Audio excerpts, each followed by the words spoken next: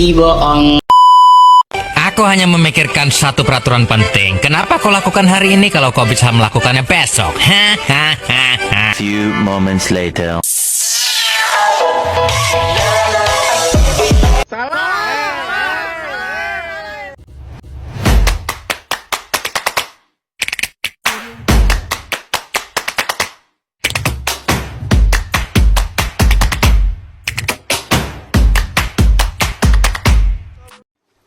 Assalamualaikum warahmatullahi wabarakatuh. Perkenalkan, nama saya Rika Kurniasabila dengan NPMB 1A022125.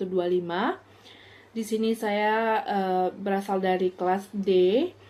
Tujuan saya membuat video ini untuk memenuhi salah satu tugas dari mata kuliah Pembaharuan Hukum Pidana dengan dosen pengampu Profesor Dr. Herlambang, SHMH, dan juga Ibu Ayu Putriana, SHMH.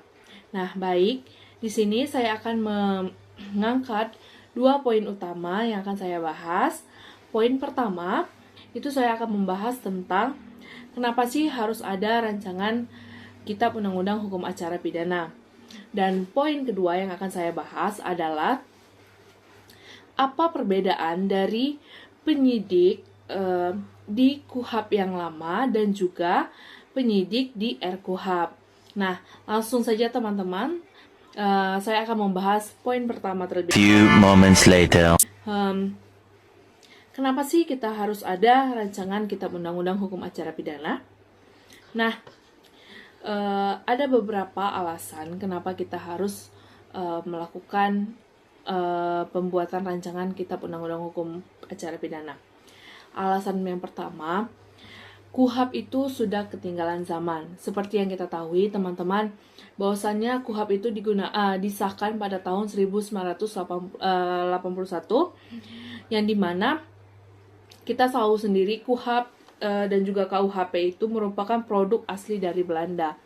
Nah, maka dari itu kita sebagai warga Indonesia ingin menciptakan KUHP asli produk dari kita. Selain itu, seiring perkembangan teknologi dan zaman, kejahatan juga semakin canggih. Nah, banyak hal baru seperti cybercrime, pencucian uang, dan juga kejahatan transnasional yang belum diatur secara memadai di KUHP lama. Maka dari itu, dengan adanya KUHP yang baru ini, dia akan mengatur lebih lanjut tentang kejahatan-kejahatan yang saya sebutkan tadi. Kemudian, alasan yang kedua, untuk menyesuaikan hak asasi manusia. RKUHP ini hadir untuk memperkuat perlindungan terhadap hak tersangka dan terdakwa, seperti hak atas pendampingan hukum sejak awal pemeriksaan, dan juga pengawasan yang lebih ketat terhadap penahanan. Nah, di KUHP lama itu lebih mencodongkan atau mengedepankan itu hak-hak korban saja. Hak-hak tersangka sering tersampingkan.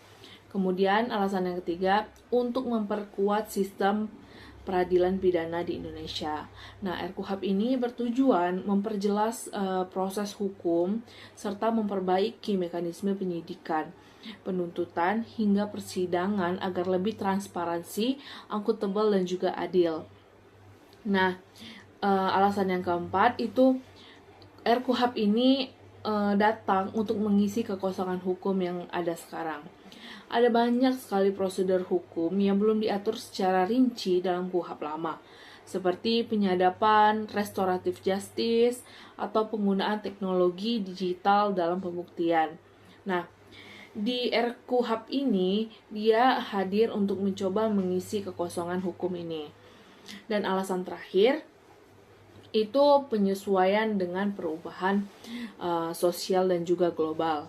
Dunia itu terus berubah, teman-teman. Maka sistem hukum kita juga harus bisa menyesuaikan dengan standar internasional agar kita Indonesia ini tidak tertinggal dan tetap dihormati dalam pergaulan global.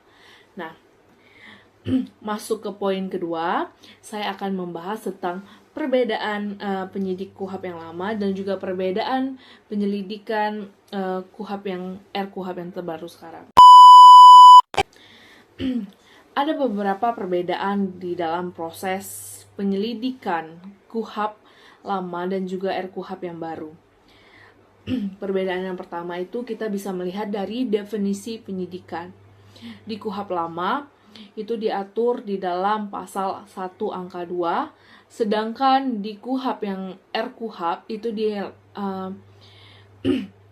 diatur di dalam pasal 1 ayat 1. Nah, perbedaan utama di dalam definisi ini, di dalam RKUHP itu lebih menekankan pencarian kebenaran material dan juga objektivitas prosesnya, teman-teman. Nah, yang kedua, terdapat perbedaan di dalam peran jaksa. Di KUHP lama, peran jaksa itu sangat bersifat pasif, hanya memberi petunjuk saja. Sedangkan di RKUHP, jaksa berperan aktif sebagai pengendali evaluator proses penyelidikan. Kemudian di bagian pengawasan, KUHP lama tidak ada pengaturan pengawasan penyidikan secara tegas. Di RKUHP ada mekanisme untuk pengawasan internal dan juga eksternal, termasuk juga keharusan dokumentasi dan akan ada hakim pemeriksaan pendahuluan. Kemudian perbedaan yang keempatnya dalam proses penyidikan tadi, itu koordinasi lintas lembaga. KUHP lama itu minim koordinasi antar lembaga penegak hukum seperti Polri dan juga Kejaksaan. Dengan RKUHP baru ini diperkuat dengan kewajiban pendampingan hukum. Nah, sedangkan di RKUHP ini mengatur secara rinci koordinasi antar lembaga agar lebih sinkron dan juga akuntabel. Alasan yang kelima itu tentang perlindungan hak tersangka. Di KUHP lama, perlindungan hak tersangka itu masih lemah dalam pelaksanaannya karena dia lebih mencodongkan perlindungan korban saja. Sedangkan di RKUHP diperkuat dengan kewajiban pendampingan hukum sejak awal, termasuk keharusan pemberitahuan hak dan penggunaan CCTV saat pemeriksaan. Nah, itu 5 perbedaan dalam proses penyelidikan di KUHP yang lama dan juga RKUHP. Selanjutnya itu perbedaan kewenangan penyidik KUHP yang lama dan juga RKUHP. Yang pertama itu kita ambil dari klasifikasi penyidik. Di KUHP lama hanya mengenal 2 jenis penyidik ini, penyidik Polri dan juga penyidik PPNS. Nah, sedangkan di RKUHP itu ada tambahan, yaitu penyidik tertentu. Itu misalnya dari KPK, dari TNI, dan juga dari Kejaksaan. Nah, kemudian ada perbedaan juga di koordinasi dan pengawasan. Di KUHP lama tidak mengatur secara rinci koordinasi antar penyidik, teman-teman. Nah, sedangkan di RKUHP yang terbaru ini, PPNS dan juga penyidik tertentu wajib di bawah koordinasi dan pengawasan penyidik Polri hingga berkas itu diserahkan ke penuntut umum. Tetapi ada pengecualian, teman-teman.